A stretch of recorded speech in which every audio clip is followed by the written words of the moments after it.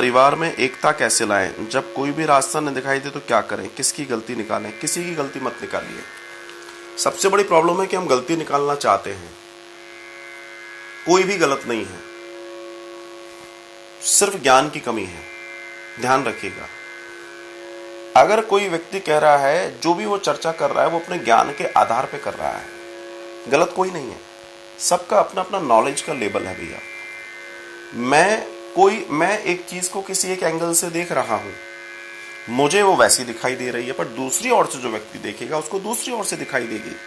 अब दोनों से बोलो इसके बारे में लिखो, तो दोनों अलग अलग चर्चा करेंगे। वो कहेगा नहीं नहीं तुम झूठ बोल रहे हो, ये तो ऐसा है, लेकिन इट्स एंगल। परिवार में भी ये चर्चा होती है, तो कई बार परिवार में हमको ये देखना होता है। कई बार क्या होता है, हम सीधा विरोध कर देते हैं, नहीं ये गलत है, आप ऐसा कैसे बोल सकते हैं, और यही चीज समस्या बन जाती है। यही एक बड़ी समस्या को जड़ दे देती है। परिवार बहुत नाजुक व्यवस्था है आज की तारीख में, क्योंकि सबसे बड़ी बात है कि कोई किसी पर डिपेंड नहीं है। यह भी एक बड़ा मैटर था। पहले लोग डिपेंड भी थे, और सबसे बड़ी बात है कि संस्कारों की बड़ी प्रचुर मात्रा थी।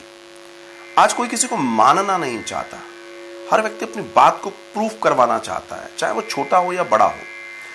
अब आप अगर छोटे मतलब तीसरी जनरेशन का भी बच्चा आपके यहाँ है, उसकी बात नहीं मानेंगे तो गड़बड़ हो जाएगी। वो जो दादाजी बैठे हैं वो कहेंगे नहीं नहीं अब उसकी भी सुन लो। क्यों? क्योंकि वो जानते हैं नहीं तो गड़बड़ हो जाएगी, व्यवस्थाएं इधर उधर हो जाएंगी। तो मेरा कहने का मतलब है हम किसी की गलती नहीं निकाल सकते, बट ये है कई बार जो है कई बार इस चर्चा में आया है कि हम क्या करें, कैसे करें।